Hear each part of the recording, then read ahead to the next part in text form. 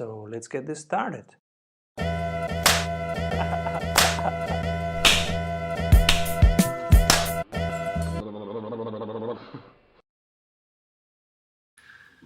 All right, welcome back to the Strategy Show, everybody. Sprinters, exciting. Today we have the co-founder of Phrasecom who will let us learn from his experiences and his team's experiences in founding, growing and scaling an online business. And we are so excited to have you here. Hello, Frederik. Hi, Simon. And we have a ton of questions. And would you start telling us what the different stages were in building your company and in understanding customers, creating wonderful products, and then growing and scaling from there? So we started out really kind of in a prototyping way. So we started out with actually different ideas for different markets. But we had an ongoing problem that we faced before, where we had like a prototype built to solve a very specific need. The basic idea was we were working in a very, very quickly growing company, which was set up to be international from the get-go. And we had a quite complicated process of getting every landing page, every part of the product, of the software localized into all the languages. And we really lost track of what translator was finished, where the progress was with translations, and then at the end bringing it all back together into the product. And it was really slowing us down. Like we weren't able to ship as quickly as we wanted. And so the basic idea we came up with was, hey, couldn't we give translators access to our product so that they would just change the copy in place and then be able to not have so many loops of asking questions like, how is this meant? Is this a button? Is this a headline? And also having a higher quality outcome because the translator would have a lot of contextual information. And this sparked building a prototype, which was really a one day exercise. I think it took us 2 days to build it. And then we tried it out and it worked really well for our own process. A couple of months later, we kind of, the project was still going on, but we thought, okay, maybe this is something we can develop. Like if we have the problem, and there might be other people out there having the same problem, because from our experience, like we were on a couple of localized products. We co-founded a couple of startups, and we always kind of came to this point where the product became really successful, and the teams or the marketing and the business development wanted to go to a new market, and then localization basically comes in as your way to do it. And we never had a good solution for that on the technical side. However, we also didn't know the market well, because we were always very focused on the markets of the products we were working on, and of course not so much on like this vertical of the tooling we just built for our localization process. So it was a completely new market for us. And what we found when we looked into the market and kind of analyzed how current companies and products were being built and what they focused on, it became very clear to us that they were built for linguists and localization companies, which is great. There must be products for linguists and localization companies, but they were just not built for software development. And so we thought, okay, this might be a niche where we could be successful. And actually, before then trying to build a lot of features and so forth, we first of all tried to get the value proposition right and basically validate with Google Ads if we could get people with our value proposition, like give translators direct access to your software to be able to ship faster and have a higher quality, if we could attract other software teams interested in that. So engineers setting up internationalization, product managers, everyone basically involved in this effort. And we really wanted to be really specific. We actually only targeted Rails engineers, basically. And then Rails engineers who were in the process of internationalization or who were working on an internationalized product. What we discovered was how can you find out who is working on internationalization? Oh, that's core IP. That's it's really hard. And actually that was one of the things that we discovered. Like, even if you have the idea of wanting to target somebody who is just about to or is working on an internationalized product, you have to figure out ways of finding out who these companies or who these individual people may be. And we had some ideas. So, for example, we tried to associate ourselves with writing open source and libraries for Rails and internationalization, and for basically researching, okay, where, if I'm a developer starting out, where did I look? And luckily we were developers ourselves. We were kind of rooted in the community, so we knew about the places to look at. And then we tried to figure out, okay, how can we be present there? Like, is it about answering a question on this topic on Quora, on Stack Overflow? Is it about getting links in the official documentation? Or is it about people blogging or doing podcasts on the topic of coding? Maybe we could get some leads from there. So we kind of researched how to get to the places where these questions would be asked. And of course, one of the simplest places to access is Google.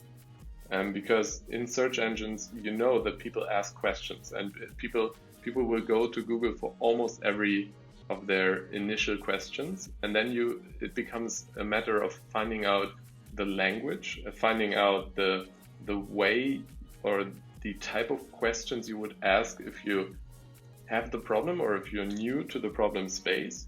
So typically it would be like, in the teams where we were working at, it would be like, okay, there's this one engineer who has already worked on a localized product before, and they will be usually the ones in charge of setting it up for the new product or for the new project. And so a lot of times there will be no one who has been working on a localized product before, at least at that time. Like, it has changed a lot nowadays. And then we would basically try to come up with, okay, what may be the questions that they're asking themselves? And then we would validate that with ads. So, like, if people put in how to localize a Rails app, we would have then an ad which basically said, okay, make it really easy and simple to localize your Rails app with phrase, and get leads by that. And so we were really specific in our targeting. We could validate if we could resonate with the audience. And then we basically generated leads. I mean, we didn't call them leads at the time, but they were basically people who signed up for our product, even though our product wasn't there. Like, we showed this little prototype we had built, but it was basically just a sign-up form for this. Like, do you think you could use this in your process? We think it makes it really easy and usable, and we're planning to charge $100 for it per month. Like, is this something that's of interest for you? And then after they had basically done this, yeah, I'm interested in that, we basically wrote them a message saying, okay, we're working on it. We will let you know as soon as it's ready. And our initial goal was like attracting something like 10 users for this in the beginning.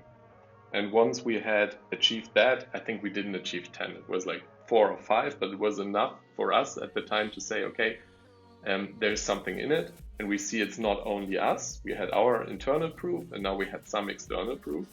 And we could actually kind of start fleshing out the product and adding kind of the initial features that would be needed to make it work in the beginning, to actually be able to use it. So now, 8 years later, you are 50 people. How did you get from validated prototype to scaling and 50 people? We really were a product first company, and I think in many regards we still are. So in the beginning for us, it was all about building the best functional experience for our customers that we could. And we developed the company in such a way that we focused on the technical aspects and tried to build simply the best product there is on the market. And also in the materials and the marketing we did, we kind of highlighted this. It's a typical technical thing. Like if you're a founder with a technical background, you will focus on the things that are technically appealing to you, like having a great API or like being really scalable and fast and stuff like that. And we figured out that over time that we needed more to actually generate significant traction, because what we basically did was we did founder sales. So we opened up our Rolodex, we emailed everyone we could and basically told them, hey, we have this great new product, this great new idea, let me show it to you and let me convince you that it's something you desperately need for your process. But we of course only had this functional idea and said like, yeah, you understand handling this type of files is really hard, and don't you have also a lot of copy and paste? So we had success with people who really were in that process and could relate to that messaging. But it was impossible for us to relate with people who had the problems but didn't know the technical aspect. Beautiful. So many listeners right now are resonating with this because they are also doing founder sales right now. How did you transition from you doing the sales to people doing the sales? Did you start by hiring people and having them in your team? Or did you go outside and outsourced the sales? Or did you go collaborations and joint ventures? How did you do that? So in the beginning, we really focused on having a self-service product. So as we were a developer team and team of developers, all founders are developers themselves, we built kind of an automated solution. So we tried of ways how we can automate lead generation. So the right set of campaigns, the right set of, for us, of control variables, so KPIs where we could see, okay, is the conversion okay? Do the pages work? Like, of course, there's a direct correlation between like your price and the conversion, and you pay a certain amount for the clicks you get over campaigns. But we did it through automation and kind of an approach which is like inside sales. So we didn't really care too much about the scalability of things. We did a lot on our own, and if we could, we scaled with software in the process and automation. However, that of course only brings you to a certain level. And what we always did a lot was talk to our customers, talk to initial customers, and just found out basically, okay, what was the convincing part? Like, okay, we understand you bought our product, but what did you buy? Like, did you buy us as founders? Were you convinced that you kind of that we would build the company up and it would be better in the future and so forth? Did you buy into the idea? Did you buy into something we didn't even sell you, but you interpreted into it?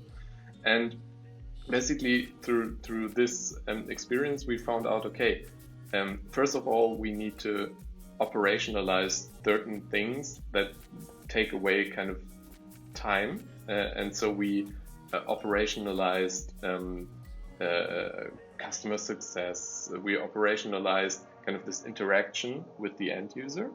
That was the first thing we did because it gave us more time to focus on the product and focus on selling the product. The next thing we did was, once we discovered that kind of this early stage content and this content that kind of showed people how to approach localization for their platform or for the use case they had worked. We tried to operationalize that. We worked with freelancers, we worked with students who did it part-time, we worked with agencies, for example, on the optimization on our campaigns, and everything brought us a bit further along. Like, we learned a lot of stuff. I would also always urge you to talk to experts in the field. It can be for money, like many of these, of course, make a business out of their expertise, but also many are just happy to talk about the topics because they're passionate about it, and they will give you insights, also other founders. So for us, it was really crucial that we developed contacts to other founders and found kind of peer groups where we could exchange ideas, found out what worked for them, and try to kind of find out what works for us. And last but not least, reading. Like, we've read so many books. We probably read too many books because it keeps you from getting out of the building. But it's just most problems have been tackled in the past, and like reading another book on the topic just gives you more tools to kind of address the complexity. As for us, after kind of scaling up the operational parts, we started with marketing because we were an inbound company, and we kind of, and in the beginning, thought we don't need any sales. For us, sales was just facilitation of the contracts, and we could do that on our own in the early days.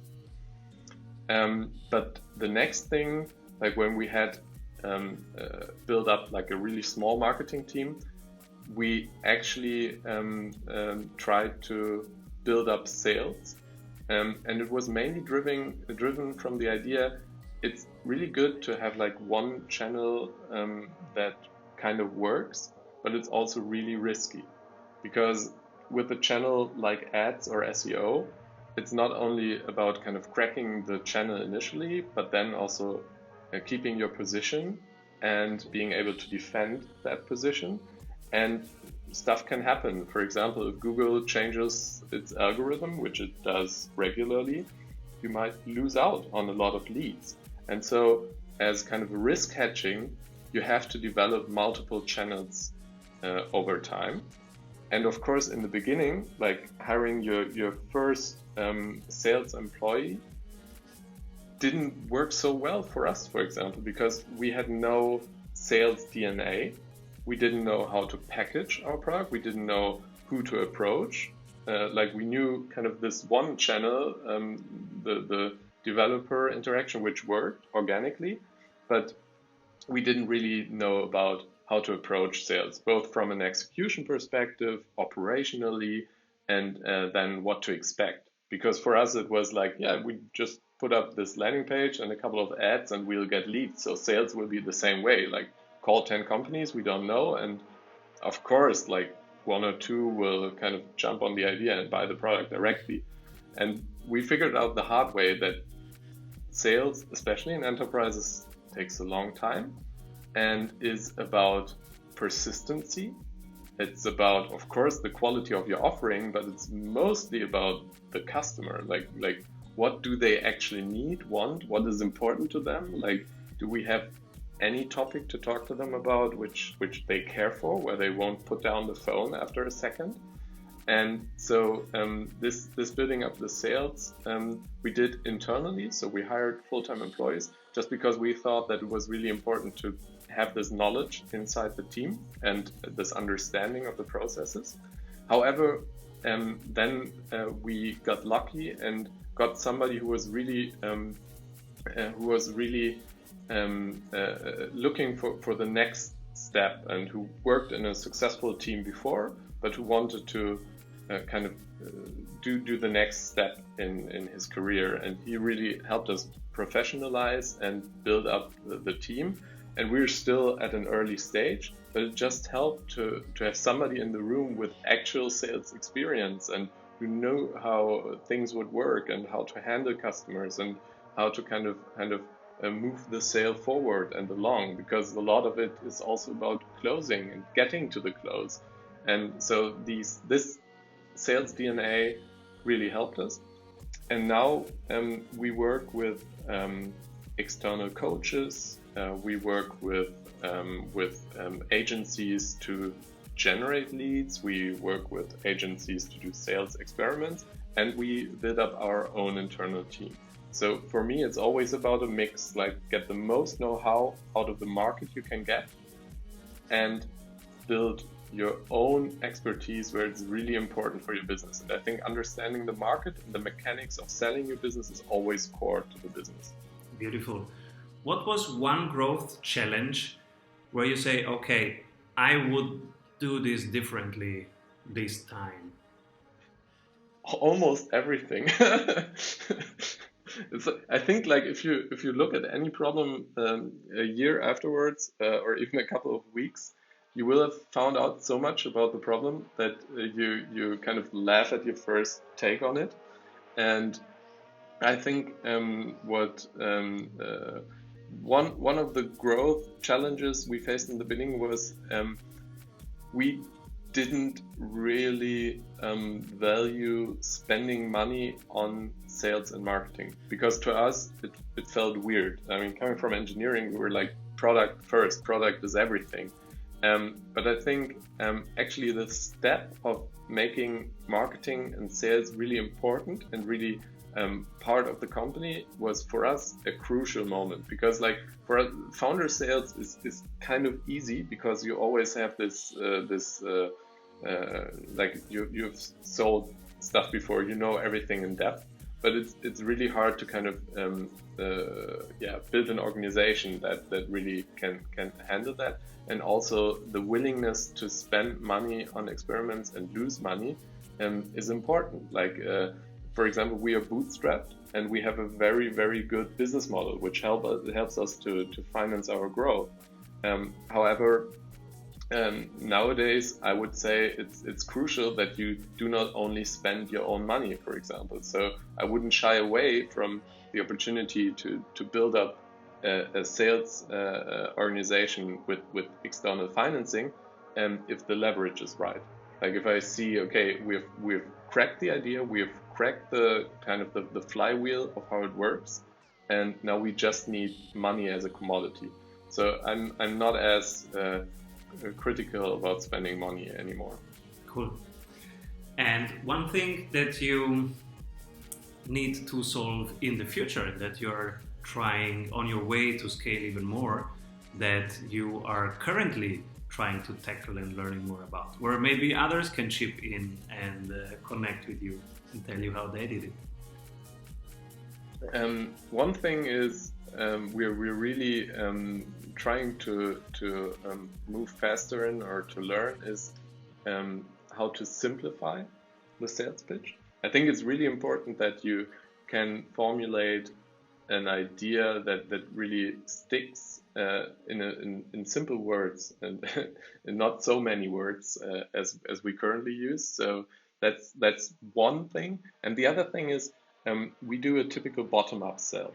So we convince teams and sometimes individuals to basically become the champions of our solution, because it solves their individual pain and it solves an organizational pain they know about and they discovered and they stumbled upon, so they can resonate with our solution.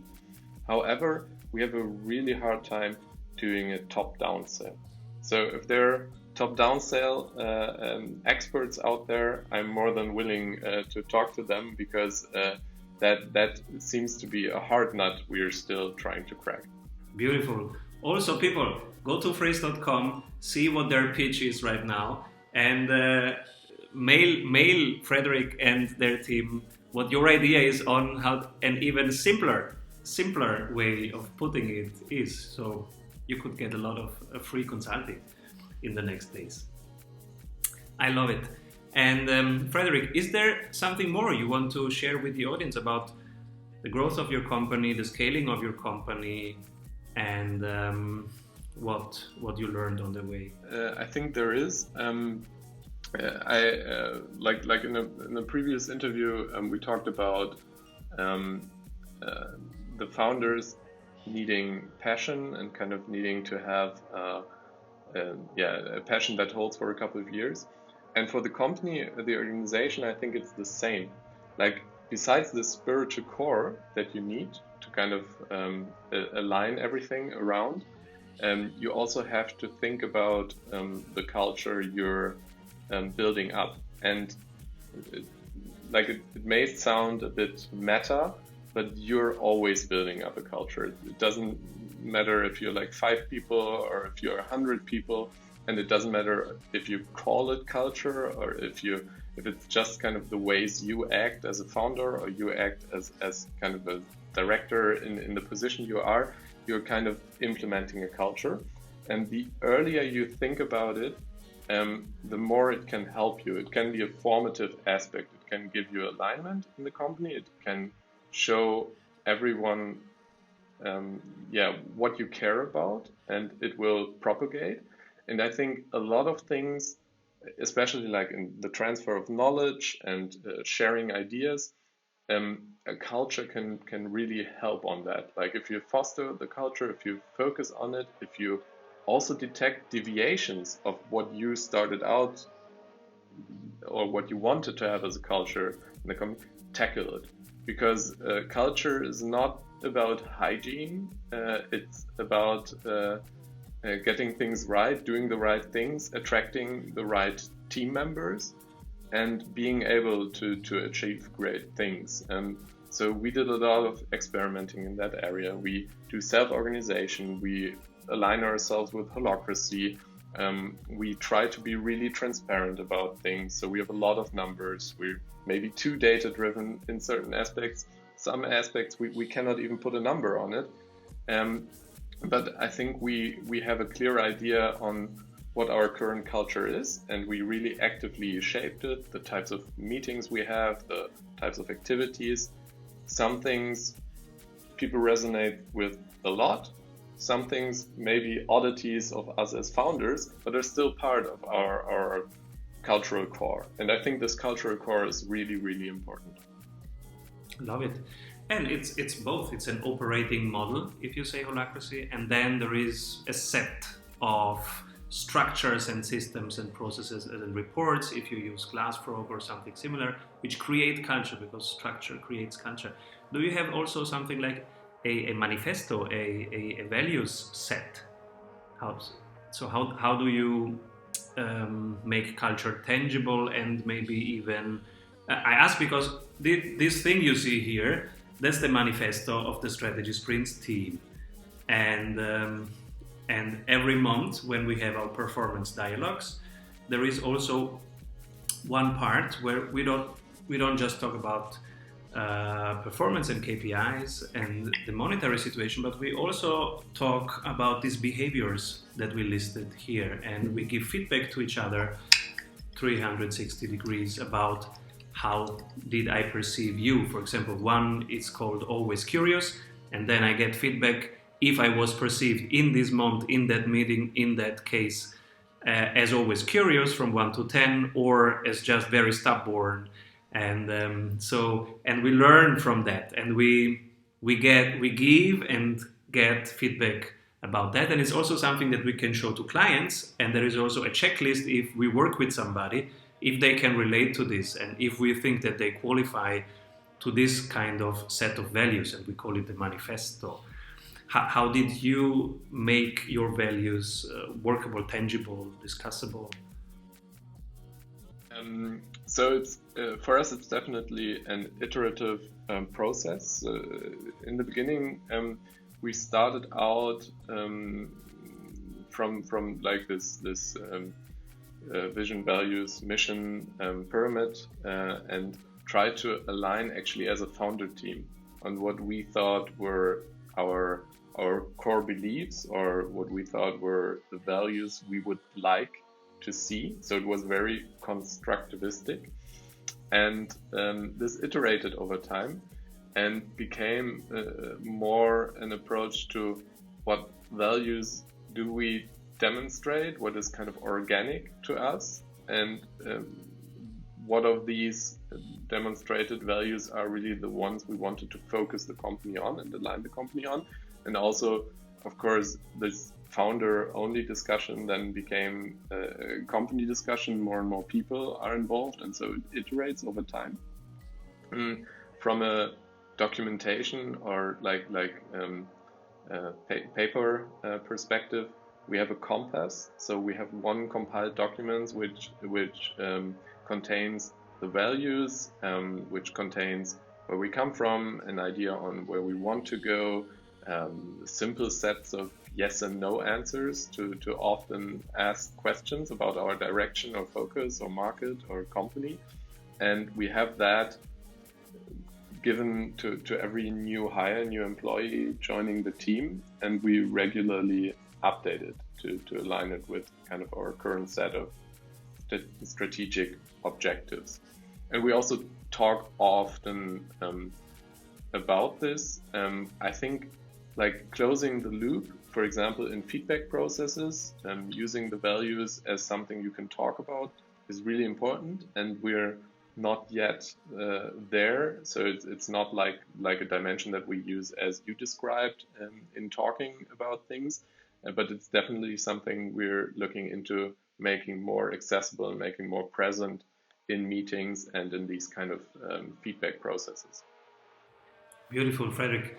Thank you so much for sharing how you founded Phrase.com from a prototype, from individual solutions to something that had market proof, to something that got traction. How do you experiment? How do you find out how to improve that all the way? And that you're still learning, even in the midst of your success, you're still researching, learning, you are so open, and you were even so generous to share that with us and with the Sprints community.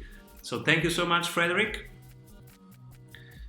And Sprinters, you will find some notes, as always, in the episode notes field. And if you want to check Frederik and his team, it's phrase.com.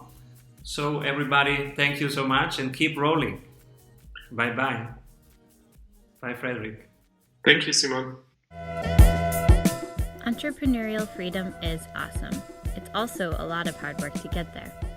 And when you are there, it's easy to lose your grip. Our community of over 16,000 entrepreneurs is getting stronger and stronger every week because we amplify each other. We share what works and drop the rest. We test, refine, improve. Check strategysprints.com/clarity to level up your business and have fun doing it.